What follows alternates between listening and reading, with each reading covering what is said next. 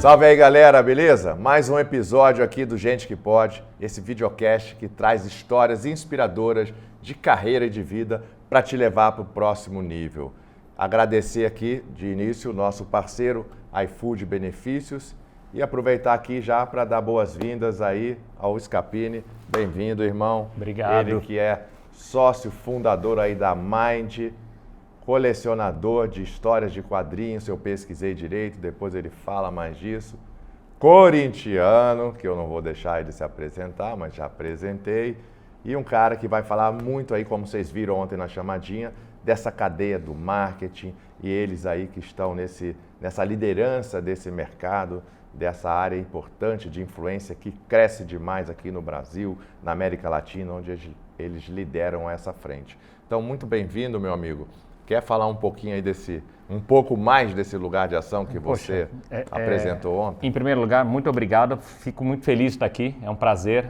Eu assisto, eu curto o seu conteúdo demais e sei o quanto a gente tem colecionando essas histórias que a gente colecionou e contando para as pessoas como a gente vai ajudar as pessoas nos perrengues. Porque no final do dia, o que você e eu passamos, tem outras pessoas passando e quando a gente divide um pouquinho, a gente mostra para todo mundo que na verdade não é aquele lugar onde tudo é feliz e a casinha é feliz e é tudo colorido e tudo mais.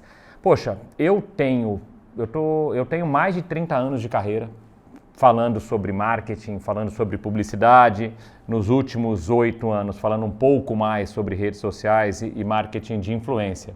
Então, quando a gente fala sobre o que eu sei fazer, na verdade, o que eu sei fazer é conversar com pessoas, entender a necessidade delas e oferecer uma solução.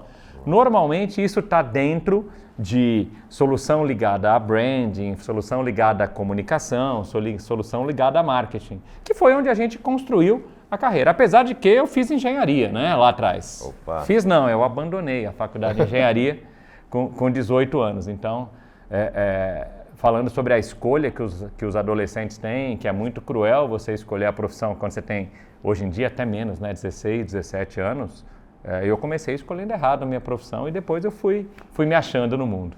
Boa. Vocês veem aí que já pintou um spoiler do papo, né? Fez engenharia e foi trabalhar com marketing.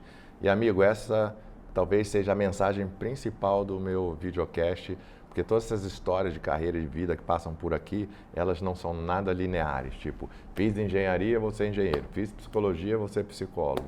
Não, você vê assim como a vida, né, vai levando as carreiras também e você em ação construindo aí seus blocos, né, que vão te trazer aí o nível que você quer chegar e que eu tenho certeza você pode.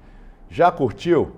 Já gostou aqui da primeira, né, mensagem aqui do aquecimento? Dá um like aí, compartilha com seu amigo e vamos fazer esse videocast chegar a mais pessoas que podem se aproveitar aí no bom sentido desse material. E aguarde até o final, porque até eu tô curioso para saber a história aí da batata frita, como foi vender batata frita e chegar hoje numa posição como essa de ser aí um dos caras, né, ele junto com a Fátima, que criaram essa agência junto com a querida e falecida Preta Gil, que hoje ajuda aí milhares aí de pessoas, né, com esses influenciadores aí desse mundo que eles dominam bastante, a gente vai aprender um pouco aqui. Mas, amigo, você nasceu onde? Como é que foi a tua infância? Conta um pouco aí pra galera. Eu nasci aqui em São Paulo, eu sou do bairro do Limão, filho do Wilson e da Neuza. Boa. Tenho 2 irmãos mais velhos, meu pai, quando casou com a minha mãe, era viúvo.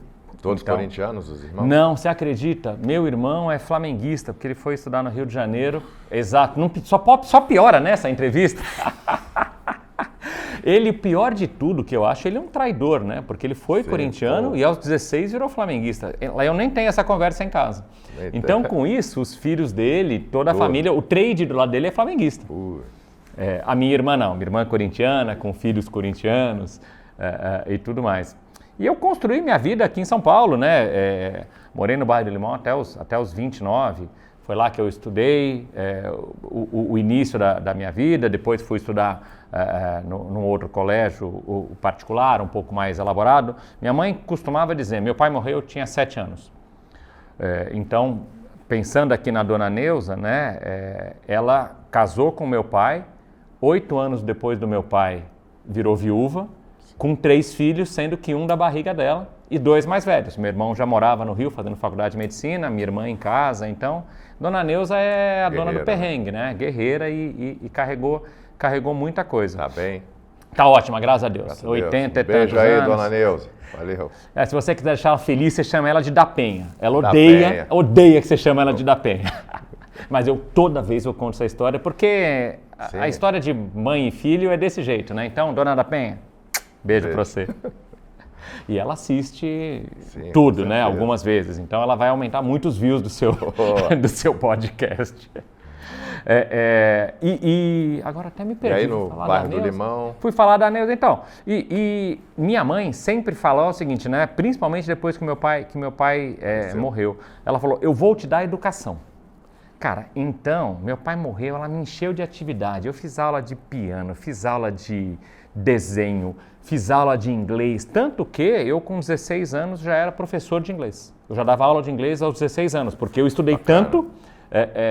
E foi o inglês que, durante a primeira parte da minha carreira, foi o inglês que me deu os empregos. Não foi uma competência técnica, não foi uma capacidade.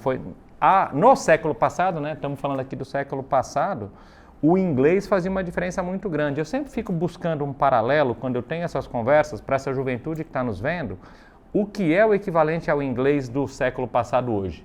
Eu não sei se é um mandarim, eu não sei se é programação, eu não sei o que é. Se é a tal agora da inteligência artificial. Exato, mas tem alguma coisa... Para mim, naquele momento, tudo bem, estudei num colégio bom, depois estudei numa faculdade boa, mas sendo muito justo, naqueles momentos, naquelas entrevistas, você que fez tanta entrevista, na hora que eu falava inglês, eu levava a vaga. Então, 3 ou 4 posições no início da minha carreira, naquela carreira que você ainda tem uma posição mais baixa, era o inglês, foi o inglês quem fez a diferença, não foi? Então, o que ela falou de eu vou te dar educação, se pagou, porque ao longo do tempo foi isso. E, curiosamente, depois que eu acabei a faculdade, eu fui estudar, né? Passei por engenharia, a gente pode falar sobre isso em algum momento, fui para a publicidade. Quando eu acabei a publicidade, eu fui fazer uma pós-graduação em marketing. Foi aí que o marketing entrou na minha vida. Eu não sabia, gente, a diferença entre publicidade e marketing, tá? Durante muito tempo, eu demorei... Quando eu fui fazer publicidade, eu não sabia a diferença. Sim. Quando eu fui fazer faculdade, eu não sabia a diferença. Mas depois eu fui fazer uma pós-graduação em marketing. Hoje em dia também a pós-graduação é mais simples, antigamente era hard, né? 3 anos, muito conteúdo e tudo. E aí a pós-graduação que deu mais um layer na minha carreira. Foi aí que eu pulei. Mas já vi que eu estou atropelando. Não, segura aí. As histórias, são suas histórias. Mas, galera, deixa eu ajudar aqui num ponto. O inglês, amigo, ainda é um baita diferencial. Ainda é. Porque a gente sabe, né, que no país, né, poucas pessoas falam inglês e bem. Então, eu saí do RH tem 1 ano e pouco, não tem muito tempo assim, né? Ainda convivo com muita gente de RH. E principalmente em algumas áreas, é um drama achar pessoas que falam inglês. Então, eu sempre estou falando para o jovem, vai estudar inglês, mas vai praticar para você se comunicar bem. Vai ser ainda um grande diferencial. Não, e o inglês hoje está mais fácil de ser ensinado, porque... Eu tinha que ir na escola, não sei quantas vezes por semana, fazer a lição de casa em papel, o professor corrigir, fazer as provas. Hoje em dia, eu não preciso fazer merchandising de nenhum app, mas qualquer app, ele é uma rede social. Então eu tenho meus sobrinhos, né, de 8, 5 anos, eles brincam no aplicativo um com o outro, mandam moedinha um para o outro e com isso vão aprendendo línguas. Então, mesmo quem tem menos recurso tem condição de aprender, está muito mais acessível você buscar. Você tem que ter vontade e, gastar 10 minutos por dia. 10 minutinhos por dia, não é nada mais do que isso. E foco, né? Isso aí. E você, nessa fase aí, você tinha, né? Vamos falar aqui também dos quadrinhos, não sei se vai aparecer, alguns hobbies também que te marcou. Aí eu estou falando mais de repertório, né? Uhum. Que te ajudou aí para você... seguir tua carreira, tua vida? Você falou Muita gente tem esporte, música... a gente fazia o que podia, né? Então, joguei todos os jogos que o meu corpo me permitia jogar. Então, basquete não era o melhor. O vôlei eu ainda conseguia jogar alguma coisa, na época que a rede... que você não tinha esses caras gigantes jogando e tudo. Mas você falou, por exemplo, eu sempre gostei de história em quadrinhos. E aí, em determinado momento, eu comecei a gostar de história em quadrinhos de herói. Então, de Marvel, de DC. Hoje em dia está super na moda, mas eu fui sofri bullying durante muitos anos porque eu gostava de história em quadrinho, porque não era um negócio descolado. E o que era interessante lógico, a história em si, a fantasia e tudo, mas a quantidade de conteúdo real que está embutido para construir. Então, a quantidade de conhecimento de grego antigo, a quantidade de arquitetura, uma série de coisas. Eu tenho um sobrinho que ele é doido com Homem-Aranha. Ele tem 10 anos, Bernardo. Beijo, B. E o B, ele joga os jogos do Homem-Aranha. Tudo bem, tem o jogo da briga entre o herói e o vilão, mas ele joga para conhecer Nova York. Então ele conhece Nova York porque o jogo é tão real que para ele dá essa alternativa. E aí, curiosamente, agora ele está em Nova York, foi conhecer pela primeira vez. Ele já conhece Nova York, né? Na verdade, ele está só vendo em 3D. Ele via na televisão. Então, é muito interessante. Então, para mim, os quadrinhos foram uma grande fonte de inspiração e de lazer, né? Mas, ao mesmo tempo, depois, ao longo do tempo, eu fui entendendo a quantidade de aprendizado que os quadrinhos trouxeram, né? Então, era um lazer que também tinha, junto contigo, um pouco de aprendizado que você vai descobrindo depois. O que é maravilhoso, né? Porque daí já entrou em você o aprendizado e você já sabe qual é a história de Hades, qual é a história de qualquer que seja o deus grego que já foi contado, fica mais fácil para você, né? Eu nunca fui dos quadrinhos, mas sempre fui da telinha, né? Então, adorava. E os heróis, Homem-Aranha me ensinou muito. Às vezes eu uso uma sacada ou outra, né? Mas eu amo o Homem de Ferro, né? Porque minhas filhas um dia acharam que eu era o Homem de Ferro. Maravilhoso.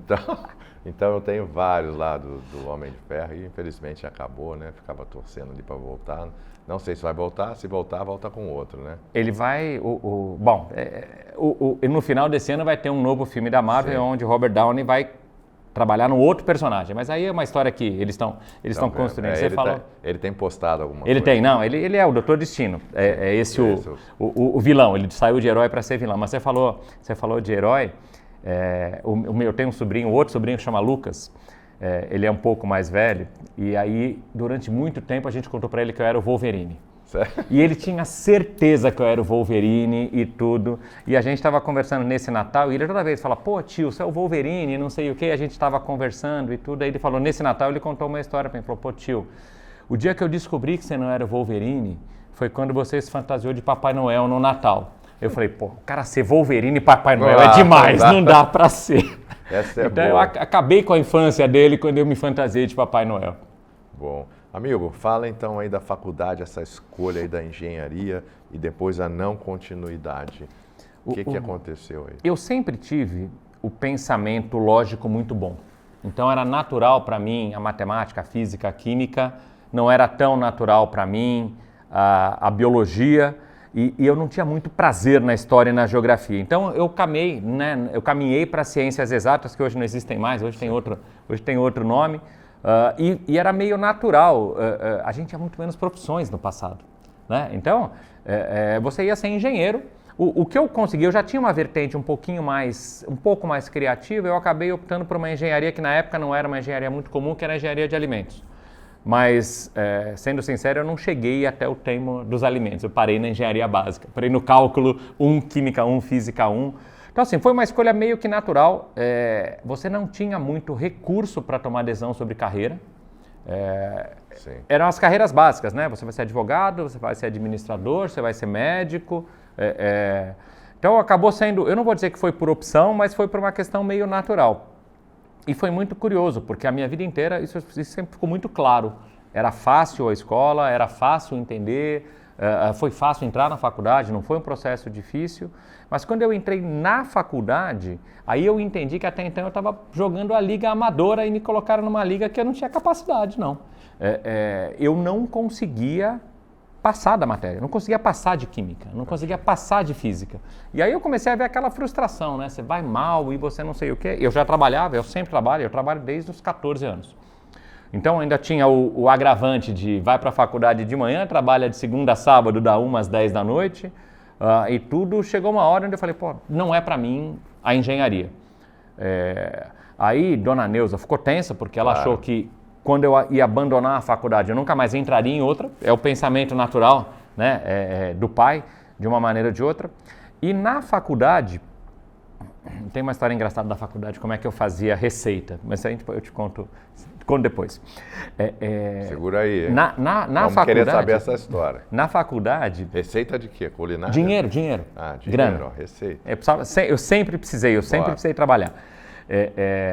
Na faculdade, um dia eu vi um comercial na televisão, como a gente via comercial na televisão. Pô, era um comercial, e o comercial contava uma história muito bonita. Pô, esse cara aqui, amante das artes, esse cara ajudou a educação do seu país, esse cara fez isso, esse cara... Bom, o cara era foda, tocava tudo, e no final mostrava o Hitler e falava, poxa vida, você tá vendo como é fácil falar um monte de mentira só dizendo a verdade?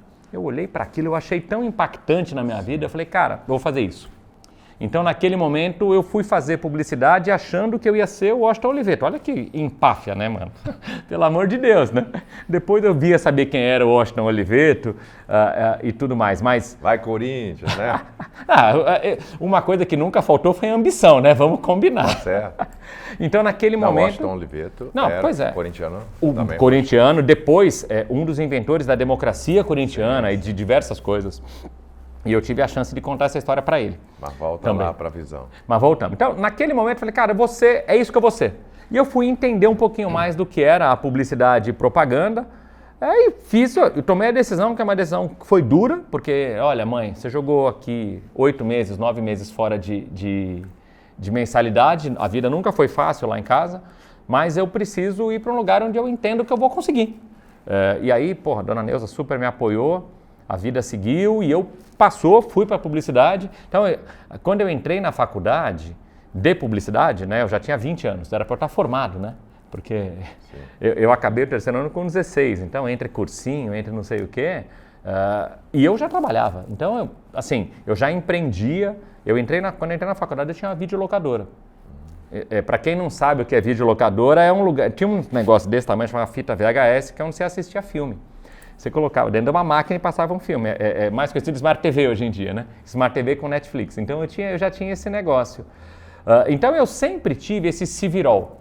Cara, eu tinha que fazer alguma coisa para me ajudar, para ajudar em casa, porque o recurso não era suficiente. E aí de onde vem a história da receita aí? Vamos voltar para a faculdade de engenharia. Essa é muito boa, já passou, isso foi em 88, então eu acho que eu não vou ser preso por isso. Toda sexta-feira na faculdade de engenharia eu tinha aula de educação física, das 10 ao meio-dia. Então eu estava jogando bola das 10 ao meio-dia. E eu estava na classe dos nerds. Eu fui bem no vestibular, como eu te falei, eu estava na classe dos nerds. Toda segunda-feira na faculdade, os caras passavam 2 listas de exercício, mas era uma lista, 20 páginas de exercício. Os nerds da minha sala passavam na segunda. Segunda à noite estava pronta a lista dos caras. E os caras sabiam que eu trabalhava, que eu ralava, que eu não tinha tempo. Eles falavam, tá aqui, né? Me chamava de Cadu na faculdade. Tá aqui, Cadu, a lista pronta. Cara, e era para eu copiar a lista para entregar na outra segunda. Eu ia copiar no domingo, né? Para falar a verdade. Sim. Foi passando um tempo, eu fui entendendo que o povo que eu jogava bola na sexta não era da minha classe. Era da classe lá de baixo. Aí o que eu fazia? Eu ia no Xerox, tirava um monte de Xerox dessa lista, sei lá, 10, 20 Xerox, deixava numa mochila no banco de reserva. E conforme foi passando o tempo, o cara... Pô, e a lista? Eu falei, eu tenho a lista. Quanto é? Já era Xerox fechado na sexta-feira? Sei lá, R$20. O Xerox era 5. É R$20, é R$20. No final das contas, eu tinha um comércio de lista de exercício nas sextas-feiras. Eu só liberava na sexta para trabalhar o FOMO, porque os caras não... os nerds já tinham ido embora, ninguém ia liberar essa lista. Eu liberava a lista para os caras sexta-feira, 11, 11h30 da manhã.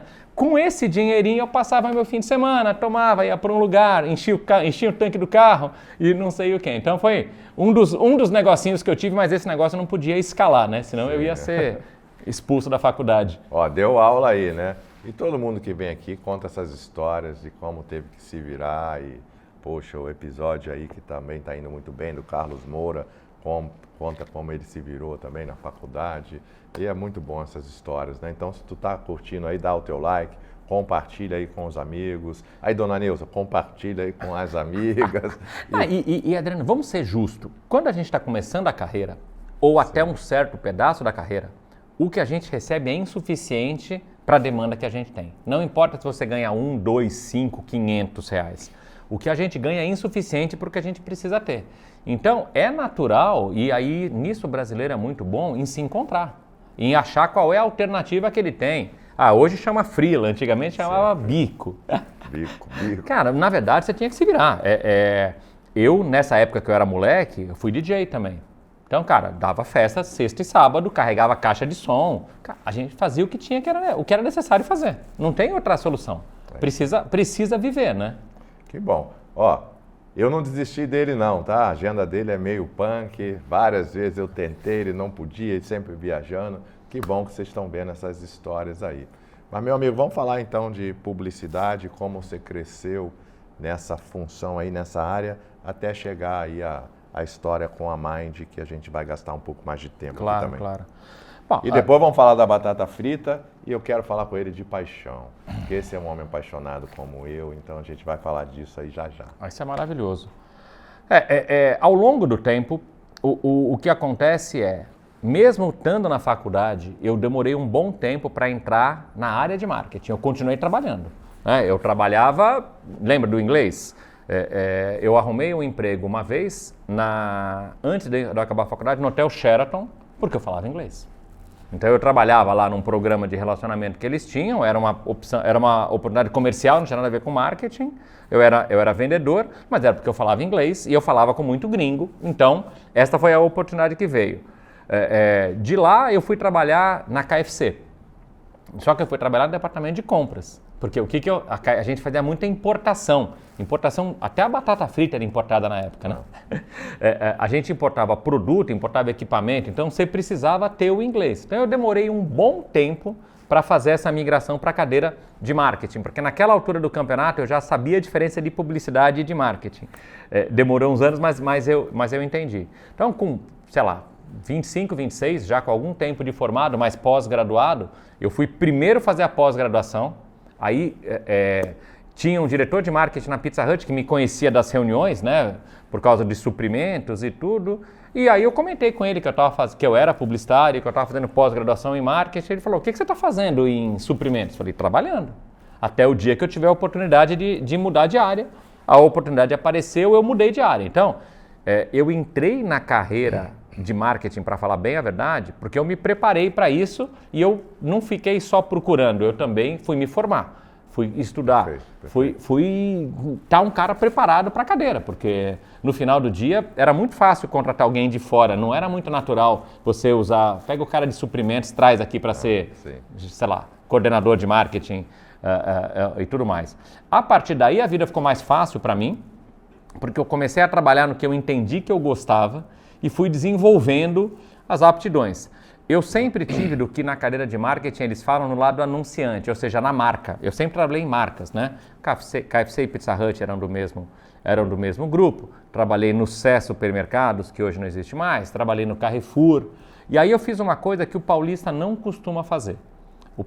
Eu emigrei. O paulista não costuma fazer isso, né? O paulista tem aquele assunto de São Paulo. São Paulo é muito legal, eu amo São Paulo, mas São Paulo não é o Brasil inteiro. É um pedaço importante do Brasil. Aí eu queria conhecer o Brasil e eu aceitei uma posição e eu fui morar em Belém. Eu fui trabalhar em telefonia celular, na privatização da telefonia, então apareceram 16 empresas, onde tinham 2 ou 3, apareceram 16 e eu fui morar em Belém. Eu diria para você que do ponto de vista profissional, foi a decisão mais legal que eu tive, porque ela me trouxe um benefício cultural agregado a isso, maravilhoso, e eu comecei a entender algo que, poxa, hoje na Mind a gente fala até agora sobre regionalismo. Isso foi em 99. Nós estamos em 2026 e ainda tenho que falar para as marcas sobre regionalismo. É muito louco, Imagino. né? Como tem alguns axiomas ou alguns estigmas que não param. É o que você falou, não é só São Paulo, né? E não é só a nossa conhecida Faria Lima, né? Para quem não é de São Paulo, que é a região financeira aqui, o Brasilzão. Eu estou conhecendo isso de um ano para cá também, fazendo essas palestras por aí. É maravilhoso. E não foi, no meu caso, pessoal, não foi só morar em Belém, que já é uma cidade maravilhosa. Como a gente trabalhava numa região, né? Então, eu conheci o Maranhão, conheci o Pará, conheci o Amapá, conheci Roraima e conheci o Amazonas. E aí a gente conhecia mesmo, porque tinha umas visitas que pegavam um monomotor ou um bimotor e baixava nas cidadezinhas pequenininhas de estrada de terra para você conhecer. Então, cara, foi sensacional. Sensacional. E é curioso ver que ainda hoje, quando você conversa com as pessoas, o paulista não entende. Agora, com a COP, entendeu um pouco mais. Mas daqui a pouco a gente esquece da COP, né? Ano passado eu estava com a Gabi Amarantos, e Gabi Amarantos é paraense, e eu contei para ela da minha vida, da minha história. Isso foi antes dela nascer como cantora no Pará. E ela falou, poxa, é engraçado que eu me reúno com tanta gente, tem tão pouca gente que conhece o Pará. E ontem, curiosamente, no escritório, a Isabelle Nogueira, que é do nosso casting, ela é do Amazonas. É modelo, né? É Cunhaporanga, ela saiu do Big Brother, ela é o representante, ela é hoje o Norte. Uma pessoa que está conseguindo trazer o Norte para cá. Ela tem um festival maravilhoso, que é o Festival da Cunhã, que acontece em Manaus. E ela estava ontem, ela foi no escritório. A gente toda segunda-feira leva algum talento do casting para conversar com o time comercial. E aí foi tão legal, porque ela perguntou quem já foi a Parintins, que é um festival muito grande que também tem no Amazonas. Eu já fui, mas tinha umas 3 pessoas do time que tinham ido. E foi tão legal, porque não é natural. Sim. Não é natural que a gente faça turismo na região norte. Não é natural que a gente faça turismo em Foz do Iguaçu. É natural que a gente aqui conheça o Rio, conheça Salvador, agora tem as prainhas do Nordeste da moda, sim, mas não é natural que a gente vai conhecer o Brasil. E você deve ter visto isso na sua carreira, porque quando você contratava um expatriado nas empresas que você trabalhou, dava 6 meses ele conhecia o Brasil inteiro. Muito. E lugares que talvez a gente não conheça. Perfeito. Porque a gente, o lado bom de ser brasileiro é que a gente se vira, mas o lado ruim de ser brasileiro é que a gente de vez em quando tem aquela vergonha que a gente quer ir para os Estados Unidos, quer ir para a Europa. Eu conheci Belém tem 1 ano e meio. Não 1 ano, foi dezembro de 2024, 1 ano e pouquinho. Mas você teve tempo de comer bem em Belém? Sim. Porque Belém é a capital gastronômica do Brasil. Sim, ficamos amigos do chefe Saulo. Ah, maravilhoso. Eu e Thaís fomos lá 2 vezes, aí ele nos convidou para um evento que teria lá. Mas a história mais engraçada é a Thaís, se ela te conhecer agora, ela não fixa nada, assim, tá arriscada e fisionomia. Aí tá arriscado ela te encontrar amanhã e passar por você e não lembrar. E ela passou a viagem inteira falando, ai amor, se a gente encontrasse Fafá de Belém, Gabi Amaranto aqui, eu falei, amor, vou encontrar como, né? Porque a gente ficou num hotel, que era um antigo convento, muito legal. E aí a gente falava, ó, Fafá de Belém faz sarau aqui de vez em quando, mas não encontramos, né? Estamos no voo. Como eu fui fazer uma palestra, a gente comprou a passagem descasada, eu vim na frente no avião e a Thaís veio no meio do avião. Quando o avião pousa, eu escuto uma voz atrás de mim. Eu estava na primeira fila, na segunda fila, eu falei, conheço essa voz? Quando eu viro, é a Gabi Amaranto. Aí eu falei, oi Gabi, tudo bem? Tudo jóia? Oi, prazer, me chamo Adriano. Cara, que legal, minha esposa, a gente veio de Belém agora, né? Minha esposa passou a semana inteira falando que queria te ver, não sei o quê, só que ela estava lá atrás no avião. Aí ela falou assim, não, tá bom, mas vocês podem me esperar lá na mala, não sei o quê, vocês têm mala? Eu falei, tem. Tá bom. Aí até pensei, né? Agora vai dar um perdido e foi, né? Ah, ela é uma fofa. Nada disso, cara. E eu não contei nada pra Thaís, né? Tô indo com a Thaís. Chegamos lá, só que ela botou um óculos escuro e uma boina na saída do avião. E quando chegou, aí eu brinquei com Thaís, eu não me liguei, né? Eu falei, amor, eu quero te apresentar a minha amiga. Aí fui, né? A Gabi foi super simpática, né? Cumprimentando ela. E aí eu percebi que a Thaís não estava conhecendo. Eu falei, amor, você não está conhecendo? Aí a Thaís queria me matar. Eu falei, não, amor, você sabe que eu sou ruim nisso, perdão. E ela pedindo perdão para a pessoa. Aí eu falei, Gabi, você se importa de tirar o óculos? Aí ela já olhou assim e falei, amor, é a Gabi Amaranto, você não queria tanto ter encontrado com ela. Mas quando é que você vai encontrar com a pessoa no banco de trás do avião? Também aí você começa a dificultar o tema, né? Mas foi muito engraçado. Aí fiquei com essa mensagem, mas conhecemos bem. Bom, vamos voltar aí para publicidade. E como surge a Mind na sua vida? Você já conhecia a Fátima? Como eu conheci a Fátima em 2015. Depois que eu saí de Belém, eu passei por Belo Horizonte ainda. Eram empresas do mesmo grupo. Eu fiquei nesse lugar de morar fora de São Paulo. Grupo? Eu lembro que eu Era Amazônia Telemig Celular. Telemig. Na época era o Opportunity, que era o controlador, sim. Depois ele vendeu. Eu lembrei bem. E tinha uns canadenses também. Sim, eu lembrei bem porque nessa época eu fui entrevistado por umas 10 também, né? Porque o que você falou, né? É isso. Abriu tudo e todo mundo querendo contratar a gente. E outro dia eu estava conversando com um amigo. Eu quase fui para a Telemig Celular. Para a Telemig? Sim. Para a Telemig. Outro dia eu estava conversando com um amigo que na hora que eu saí de Belém, ele chegou a Belém 2, 3 dias depois. Foi muito É curioso, porque realmente era a área pujante, né? Sim. Tinha muita inteligência, muito recurso e muita necessidade. Hoje em dia diminuiu a quantidade de empresas de novo já. Então, saí de Belém, passei por Belo Horizonte, fiquei mais ou menos 8 anos, 9 anos fora e voltei a São Paulo em 2007. Ainda em telefonia, nessa época voltei para Claro. Então eu fiquei ao todo, se você olhar a quantidade de anos entregues, eu fiquei 11 anos em telefonia, o tempo todo. E fui... Agora posso dar um break aqui? Mas é claro. Pegar um gancho desse capítulo também para você aí que está nos assistindo. Falamos aqui muito do inglês, né, dos repertórios e tudo. Você sabe que outra dica que eu dou para os jovens, mais jovens, é: se você tiver chance, passa por vendas. Uhum. Então, quando eu contratava muita gente de marketing, principalmente na Unilever Best Foods, os caras que já tinham experiência em vendas eram muito valorizados, né? E eu creio que foi um ativo teu também aí importante, né? E você sabe, você falou isso, está perfeito o seu raciocínio, e eu falo igual. O brasileiro tem vergonha de vender. Vender é uma profissão maravilhosa, mas o brasileiro como um todo acha que vender não é profissão, que é uma profissão série B, de uma maneira ou de outra.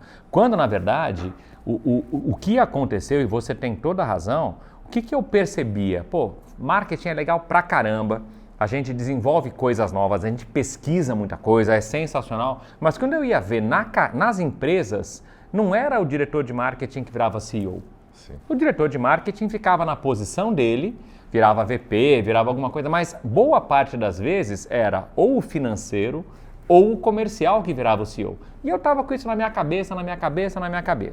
40 e poucos anos, eu fui demitido da Claro. Houve uma troca de presidente, mandaram embora todo mundo que era da família do ex-presidente, todo mundo que era do time dele. Então aí tem um aprendizado já muito grande sobre um tema, isso inclusive é uma reflexão que eu faço muito grande sobre como é importante ser demitido. É horrível quando você é demitido, para falar bem a verdade, mas quando você passa essa onda e entende a irrelevância que aconteceu com a sua demissão, você vira um outro profissional, você constrói um outro lugar na carreira e você passa. Tanto que eu tenho uma coisa que eu faço muito, que é sempre que eu sei que algum conhecido, nem precisa ser um amigo íntimo, pessoas que eu conheço do mercado, foram saídas, alguma coisa assim, eu chamo para um café. Para contar a minha história. Porque a minha história foi essa: olha, eu vim aqui super bem, estava numa posição ótima, tinha acabado de ser promovido na Claro, tinha sido promovido, sei lá, 6 meses, alguma coisa assim, depois de um dia para o outro me demitiram. Não foi por uma questão técnica, foi por uma questão relacional. Troca o presidente, eu era um cara da confiança do presidente antigo. Isso acontece muito e é super natural. Não é motivo de vergonha algum. Mas naquele momento eu não estava preparado. Eu estava assim na carreira. E eu não estava preparado para não acontecer. Então, naquele momento, essas dicas que eu dou hoje para as pessoas que eu converso, eu tive que aprender sozinho. Eu não tive ninguém que me ensinou isso. E eu fui entendendo algumas coisas. O conceito de network urgente e importante. E não só de network, de ações. Na vida, no dia a dia da vida executiva, a gente perde muito tempo fazendo urgente e perde pouco tempo fazendo importante. O que acontece? A gente não trata o importante, passa o tempo, o importante vira urgente, a gente faz menos bem feito. Relacionamento humano é a mesma coisa. Tem relacionamento urgente e tem relacionamento importante. Tem vezes que eu tenho que falar com aquela pessoa hoje por causa daquele projeto que vai acontecer amanhã e tudo bem, nós vamos falar. Mas é importante você conversar com uma pessoa meio sem pauta para entender o que pode ser o futuro. Porque às vezes esse tipo de cold call, que é o nome que costumam dizer, vai te ensinar muita coisa. Então, cara, urgente e importante. As pessoas lembram de construir network quando foram demitidas. Sim. Tudo bem, vai dar bom, tá, gente? Vai dar certo. O que eu costumo falar é sempre vai dar certo. Mas pode não ser tão simples se você continuar construindo o seu próprio relacionamento, seu próprio... Então, eu aprendi esse tema do urgente e importante na demissão. Aprendi o tema da irrelevância. Antigamente, eu estava lá na posição de diretor de comunicação da Claro, qualquer um que eu ligasse me atendia. A hora que fosse, para fazer a reunião que fosse. Depois disso, um pedaço não me atendeu mais mesmo, um pedaço me atendia, mas aí eu já não era urgente para eles. Eu podia ser importante. Então, ele fazia isso no timing deles. Então, quando você vai entendendo um pouco desse conceito que eu chamo de irrelevância, essa dinâmica. mas é uma relevância relativa. Essa irrelevância ensina muito para você entender que o timing do outro não é o seu timing. E para você ter prioridade na vida do outro, o outro tem que ser prioridade na sua vida. E esse é um tema que a gente conversa. Quantas vezes nós conversamos sobre o nada? Desde que a gente se conheceu, a gente teve algumas conversas sobre o nada. Não é fácil de marcar mesmo, você tem razão, né? Eu cancelo, você cancela, a gente muda, estamos para marcar um jantar com as esposas há um ano e não conseguimos marcar, mas a gente vai sempre se cercando. Então, são coisas que eu aprendi naquele momento. E voltando para o gancho que você abriu do comercial, naquele momento eu tinha duas opções. Eu demitido da Claro, eu tinha duas opções. Arrumo um outro emprego igualzinho, vou ser diretor de marketing numa outra empresa, recebi propostas para ser diretor de marketing na outra empresa, ou começo a entender o que vai ser do meu futuro. Aos 40 eu comecei a planejar meu futuro. Então, se eu tenho uma mensagem para deixar para as pessoas não espere até os 40, aos 50 para pensar no futuro. Pensa no futuro aos 20, aos 30. É que quando a gente tem 20 e 30, o futuro é brilhante, né? A gente é forte e tudo mais. Aos 40 eu comecei a pensar, daí eu lembrei do assunto que eu te falei, né? Olha, diretor de marketing não vira CEO. Pô, eu acho que é legal tomar conta de uma empresa, deixa eu entender como funciona e assim por diante. Então aí eu fui ter minha primeira experiência comercial sentado na mesa, né? Vendi batata frita em festa do peão do boiadeiro, que é esse que você contou aqui. Vendia camisa na faculdade de publicidade, vendia lista de exercício na faculdade de engenharia. Mas e aí depois de ter saído da Claro? Depois de ter saído da Claro. Foi minha primeira posição comercial. Eu fui ser diretor comercial de um jornal. Né? Chama Metro Jornal. Metro não existe mais, era um jornal gratuito que tinha no Brasil inteiro. Eu lembro. Depois dos 40, foi minha primeira posição formal comercial. Foi aí que eu sempre fui um vendedor, mas sem o vendedor com a meta. Eu brinco que todo mundo é vendedor. A diferença é que uns têm meta de vendas, outros não têm meta de vendas. Mas vendedor todo mundo é. Você é um vendedor também de conteúdo aqui, faz isso muito bem. E aí foi a primeira vez que eu tive a experiência formal. Fiquei lá no Metro 7 anos e eu tive... Então, primeiro eu tive alguns insights na minha vida, né? Lá atrás foi o inglês. Aos 40 foi esse tema do eu preciso me adaptar, porque naquele momento não tinha esse assunto da terceira idade, onde a terceira idade era importante. Era um momento onde o cara de 50 anos não estava empregado. Então eu falei, aos 40 deixa eu achar uma outra posição. Os caras de 50 anos do comercial estavam empregados. Então mudei para o comercial. Ao longo do tempo do Metro, o Metro foi uma experiência maravilhosa, foi muitas histórias legais, foi muito feliz, a gente foi muito agraciado, ganhamos muito prêmio no Brasil, ganhamos prêmio do Grupo Metro Internacional fora do Brasil, como dos melhores do mundo na categoria. Mas eu tive o segundo insight. Quando eu estava no Metro, o Metro era um jornal impresso, que não tinha Facebook, porque o Instagram estava começando, e o site não era um site consultado. As fontes de referência de informação para quando você está sentado na sua sala no computador ou no celular são outras.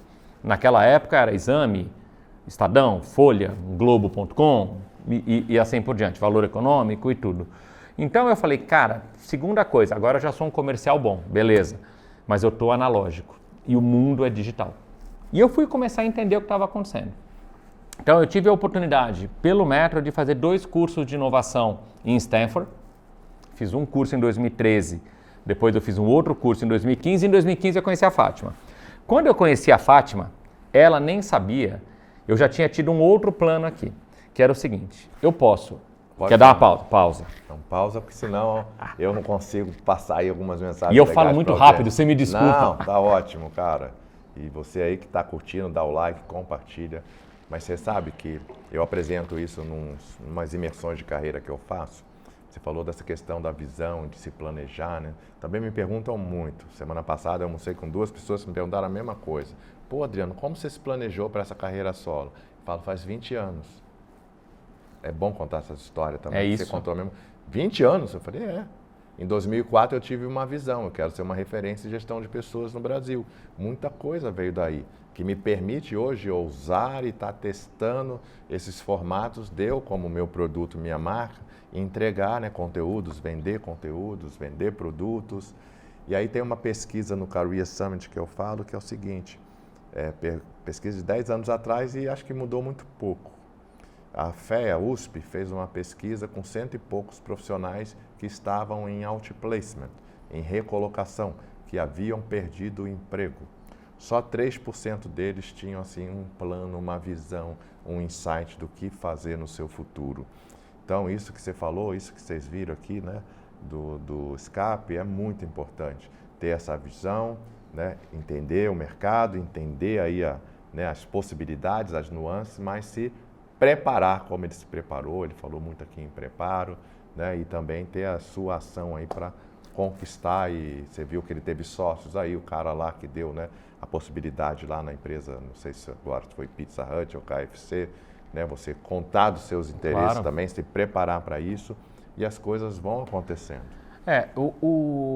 A gente não pode só reclamar que o mundo não devolveu nada para nós, nós temos que jogar para o mundo.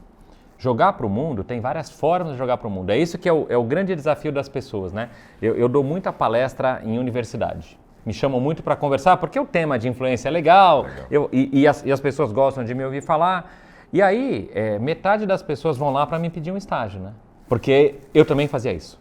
Uhum. Eu fazia isso. Falei, gente, eu não tenho estágio, mas eu tenho LinkedIn. Você me adiciona no LinkedIn. Você conversa comigo no LinkedIn, você bate um papo, eu vou te seguir de volta, eu vou ver o que você está contando, a gente vai se conhecer. Em algum momento pode ser que tenha um estágio. Me pergunta quantas pessoas conversam comigo no LinkedIn. 0. Menos que 10. Tá. Outro dia foi muito interessante que eu dei uma palestra no segundo semestre e um estudante procurou a mim 4 meses depois. Você lembra de mim? Eu lembrava dele porque tinha feito uma pergunta muito legal e tudo. Olha, eu queria isso. Eu falei, cara, faz isso. Porque para mim, dá uma contribuição para a carreira de alguém. Eu não tenho emprego para todo mundo. Claro. Mas eu tenho conteúdo para todo mundo e o conteúdo é uma das coisas na vida que quando você doa, ele multiplica, né? Quando você divide, ele multiplica. Então, você tem muita capacidade de fazer. Então, as pessoas têm que se planejar mesmo e têm que pensar. Então, por exemplo, eu conheci a Fátima em 2015. Quando eu conheci a Fátima, a gente ficou amigo de mercado. Porque... Era um colega de Claro ou não? Não. Curiosamente, ela trabalhou na BCP antes de mim, depois ela foi para a Nokia. Quando eu estava na Claro, ela estava na Nokia, mas eu estava em comunicação, ela em produto, a gente não tinha... A gente se conheceu, mas não tinha relacionamento. Em 2015, a gente foi fazer esse curso juntos. E foi um grupo de amigos que se aproximou muito grande. Eram pessoas... Era um curso onde profissionais... Era um curso de inovação e network ao mesmo tempo. Tanto que somos 30 que a gente se fala até hoje. Bacana. Várias pessoas daquele grupo já trabalharam comigo e com a Fátima na Vevo ou na Mind. E a gente ficou amigo. E não tinha nada a ver uma coisa com a outra e tudo.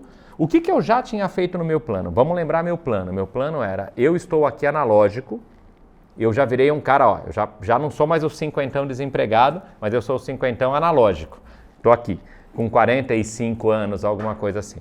Eu preciso me digitalizar, vou fazer os cursos de inovação, vou começar a entender o que funciona. Cara, eu podia continuar estudando tecnologia e digital, na época a gente falava sobre digital, não falava sobre social.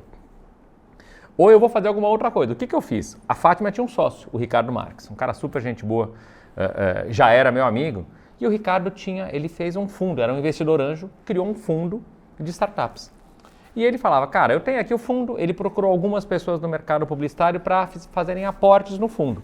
O que ele entregava no fundo? Cara, eu tenho 10 empresas, a gente vai investir, alguma vai dar certo, sim, 8 vão dar água e tudo mais. Mas o que eu enxerguei? Eu não enxerguei o dinheiro dando retorno, eu enxerguei o dinheiro me dando acesso a empresas do mundo digital e eu aprendendo digital não por uma bibliografia, não por um curso, mas eu aprendo digital com um cara que está tocando um negócio que vai passar um perrengue, um negócio não vai dar certo, o outro vai. E o Ricardo promovia algumas reuniões de conselho e foi aí que eu fui aprendendo digital.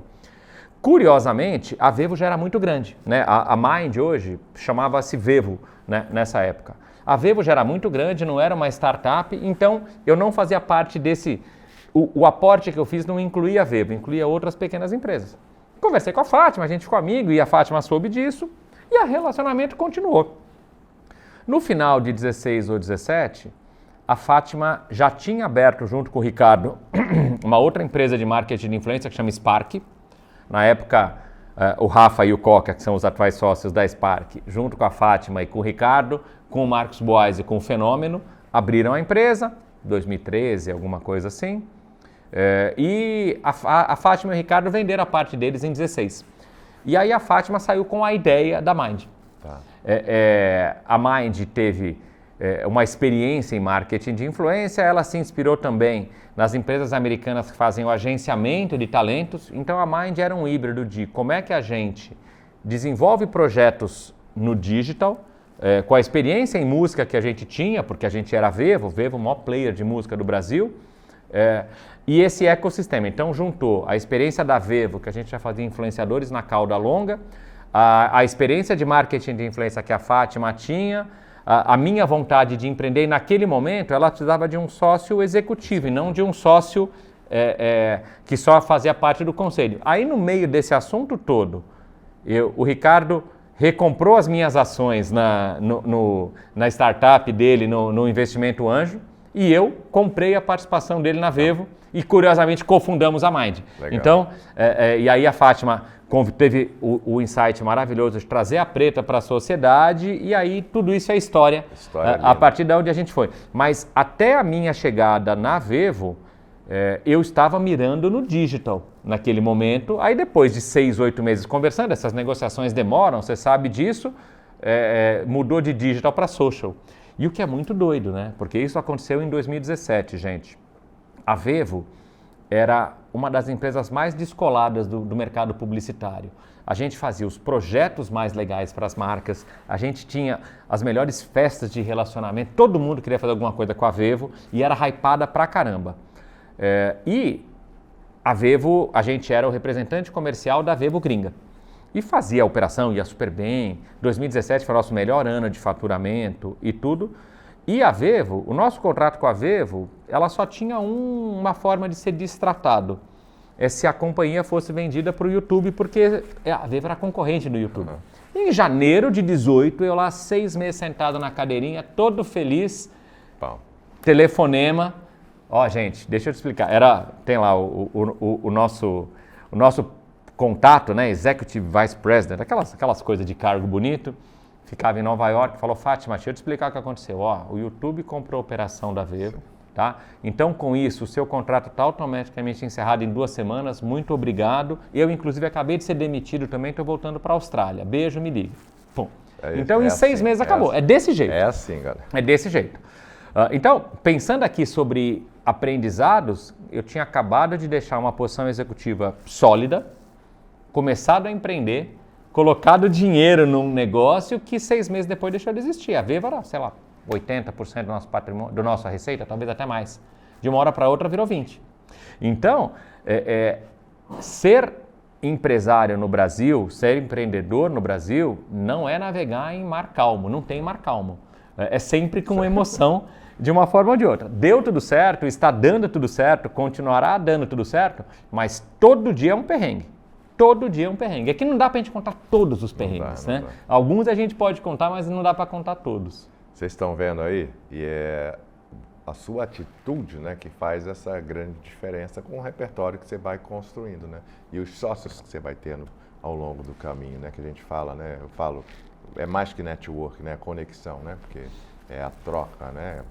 A gente se conheceu no SXSW ano passado, aí teve, né, alguma identificação, teve uma troca e, né, igual eu falei para um amigo hoje, que ele me passou até um negócio para vender uma coisa, ele falou assim: pô, se você vender eu te dou X. Eu falei: amigo, não precisa, não é esse o ponto. Eu vou te ajudar porque eu sei que você me ajuda também e vamos nessa e vai dar tudo certo, né?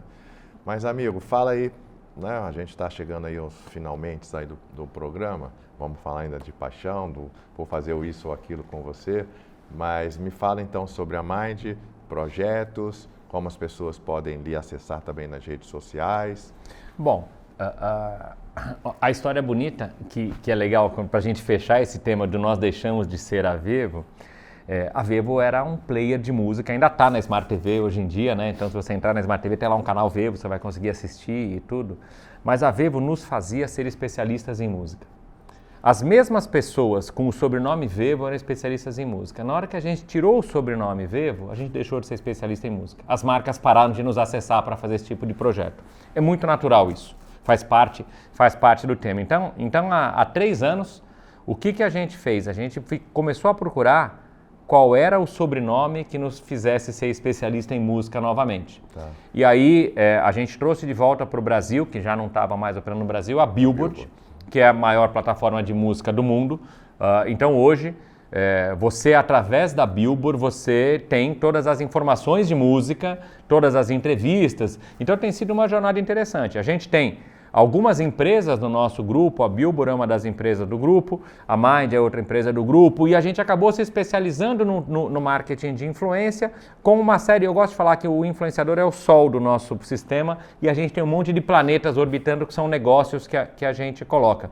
Mas a Billboard para fechar esse tema, a gente nunca ficou confortável com a ausência da especialidade em música e hoje a gente tem a Billboard. Inclusive na Billboard eu exercício essa mesma habilidade que você tem de apresentar o podcast. A gente faz o podcast Cabos e Cases, eu divido com a Cláudia Assef, com a Camila Zana a apresentação, a gente está indo já para a 3ª temporada. Não é a mesma estrutura que você, mas a gente está se desenvolvendo e eu mesmo estou aprendendo, é um aprendizado, mas é muito gostoso porque... sempre aprendendo, hein, galera? Sempre aprendendo, sempre aprendendo. Sempre se reinventando.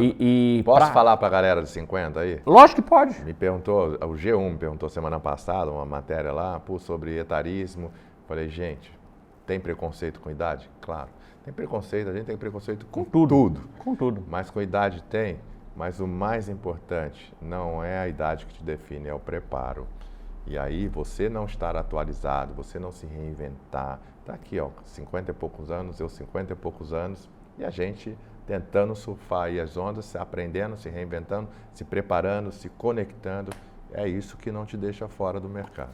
E você entender também qual é a contribuição que você vai ter, porque não é só pensar qual é o retorno que eu vou ter, qual é a contribuição que eu vou ter, é o que você fala. Hoje em dia, a gente trabalha muito, a gente tem muita coisa para fazer, mas uma boa parte, um pedaço do meu dia é ajudando a melhorar a indústria. Eu sou conselheiro executivo da ABAP, que é o ecossistema das empresas de comunicação do Brasil. Eu faço parte do grupo de trabalho digital do CONAR, onde a gente ajuda a legislar a autorregulamentação do marketing de influência. Bacana. E isso são atividades que tomam tempo. Eu poderia estar jogando squash, eu poderia estar lendo uma revista, eu poderia estar em casa fazendo um churrasco, não nesse mesmo horário, mas ao invés de... a gente entendeu, e cada um de nós faz isso, é assim... Poxa, a gente é muito feliz, a gente construiu uma história linda na Mind, mas a gente tem que devolver para a sociedade o que a gente recebe. Então a gente devolve para a sociedade de diversas formas diferentes. Uma delas, no nosso caso, é ajudando a indústria, ajudando esse ecossistema, porque o marketing de influência é algo que é relativamente novo. Sim, bacana. Você está curtindo aí, dá o seu like aí, compartilha com os amigos, se inscreva no canal. O canal precisa aí da sua inscrição, porque aí você vai receber os episódios em primeira mão, vai participar de algumas promoções e em breve eu vou querer convidar você inscrito a participar aqui, assistir as gravações ao vivo e aí vai ser muito legal, espero que você curta e se inscreva aí no canal. Meu amigo, posso fazer o isso ou aquilo com você? Bora! Vou te fazer umas perguntas e aí tu seja bem objetivo, responda é isso ou aquilo. E depois a gente fala aí do fechamento. Vamos falar de paixão. Homem apaixonado é um homem, muito mais feliz. Amigo, praia ou campo? Campo. Estratégia ou cultura? Cultura. Inovação ou melhoria contínua? É a mesma coisa. Está no meio do caminho, mas eu vou com melhoria contínua. Viu? Ficou em cima do muro. Hein? Eficiência ou excelência? Eficiência. Dados ou intuição? Não tem dados sem intuição, gente. Essa conversa é longa. Ontem a minha advogada falou, cara, tua intuição é... Eu falei, é muito tempo. Essa eu vou ficar em cima do muro também, porque eu acho que dados são importantes, mas sem intuição eles são só informações. Presencial ou virtual? Presencial. Criatividade ou disciplina? Quem acha que o criativo não tem disciplina está muito enganado. Imagina o cara sentar às 9h da manhã na agência, o criativo, e falar assim, hoje você tem que gerar 4 campanhas. Cara, você acha que não tem disciplina para isso? Você tem metodologia? Mas a criatividade é o que é mais visto. A disciplina é o que é o mais pregado. Convenceu, né? Correr risco ou jogar seguro? Correr risco. Sem dúvida. Agilidade ou qualidade? Agilidade. Escala- Errar rápido. Aham. Errar rápido. Escalar ou diversificar? Depende. Dá Você mais. começa escalando e depois se diversifica. Inteligência artificial ou emocional? Emocional. Emocional. Artificial é base para tudo. Nada substitui o cérebro humano. Tá bom, eu sempre faço a avaliação aqui, tá entre os 30% melhores. Mas É, se tivesse nos é, piores, você ia falar? Tem a galera que trava, rapaz, feio, tem a galera que enrola, mas você mandou bem. Eu tô para fazer uma edição com os melhores momentos do Isso ou Aquilo, que é muito legal. Aí vai ficar divertido. Você vai ver as diferenças, né? Um fala criatividade, outro fala disciplina. Criatividade, disciplina. E vamos, Enfim. o isso ou aquilo é maravilhoso, porque não tem certo e errado. Talvez para mim eu possa ir todo pro isso, você pode ir todo pro aquilo e tá todo mundo certo. A beleza de não ter a resposta certa é que eu acho que faz parte do processo. É isso aí. Amigo, aí fala da Flor, da sua filha, da sua paixão, você que se declara nas redes sociais como eu, porque o tempo inteiro eu recebo feedbacks presenciais ou virtuais. Nossa, que lindo você falar da sua esposa, da sua paixão, e eu vejo você fazendo isso. Não, para mim e para a Flor é algo que é muito natural. Conheci a Flor em Belo Horizonte, nos conhecemos em BH, casamos em BH, o Luca nasceu em BH, o Luca tem 19 anos, está estudando publicidade filho, também. né? Filho, mas tá tudo certo. E para mim, quando a gente fala sobre relacionamento, eu não sou um especialista em relacionamento, eu sou um especialista em relacionamento com a Flor. Então o meu casamento é muito bom, o meu casamento é muito fácil. Mas o casamento tem um pouco a ver também com muito do que a gente falou aqui. Tem um pouco a ver com a valorização do outro, tem um pouco a ver que o papel do outro é mais importante do que o seu, tem muito mais a ver com ceder do que receber. É natural que a gente vai receber, mas é muito mais sobre ceder e é muito mais sobre entender os momentos de urgência e os momentos de importância. Então, o meu casamento é muito bom, é muito feliz, felizmente. A Flor acha a mesma coisa, o que me deixa muito, muito feliz. E para nós, o que a gente faz é o que a gente aprendeu a fazer, né? O que os nossos pais nos ensinaram, o que a nossa vida nos ensinou. E a gente tem muita felicidade de estar cercado de gente que pensa do mesmo jeito que a gente também. Eu adoro estar cercado de pessoas que pensam diferente, mas quando a gente fala sobre casamento, sobre amor, a gente tem muito exemplo, né? O exemplo do meu sogro e da minha sogra com mais de 50 anos de casado, a minha mãe não conseguiu ter 50 anos de casado, teve 8 anos de casado, mas tem um amor para a família sensacional. Para nós, a família é o centro de tudo. A gente acaba fazendo tudo o que a gente faz para deixar o mundo melhor para os nossos filhos e para deixar o mundo melhor para os nossos sobrinhos, para sobrinho neto, para todo mundo que está vindo por aí. Então, para mim é muito natural e é sempre muito tranquilo, né? É óbvio mostrar isso porque é como eu sinto, né? A gente tem que mostrar as paixões que a gente tem para que as pessoas possam nos conhecer também, né? A rede social existe para a gente divulgar um pouco do que a gente faz e o que a gente pensa para que todo mundo esteja na mesma página e assim, se curte, está lá dentro. Se não curte, faz parte do processo. Como eles te acham nas redes sociais? Scapini, se você digitar Scapini em praticamente P's. qualquer lugar, você vai me achar, SCAPPINI. Boa. Então, E eu respondo, tá, gente? Eu tenho esse hábito. siga o cara aí. Demora, mas respondo. Muito legal. Meu amigo, te agradecer de coração. Um prazer Foi estar aqui. ótimo esse papo. Muito obrigado. Tenho certeza que vocês estão gostando.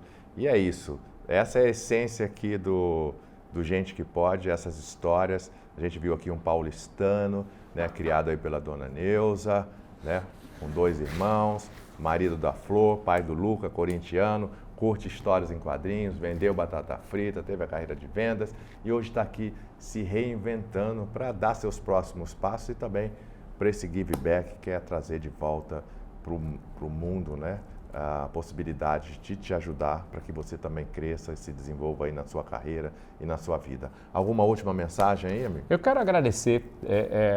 Eu sempre tenho falado uma coisa. A gente tem que se acostumar que a nossa vida não é uma corrida de 100 metros. Nossa vida é uma maratona de revezamento. Vai ser longo e a gente não vai chegar em lugar nenhum sozinho. Então a gente tem que se preparar para isso. Porque a medicina, a ciência está fazendo com que a gente vai viver muito. Vai viver muito e vai viver melhor. Então a gente está se preparando para viver bem. Mas viver bem é entre os nossos. Então A gente vai correr as corridas de 100 metros do dia a dia, mas se prepara para a maratona de revezamento, que é essa que vai ser a história inteira da sua vida. Boa.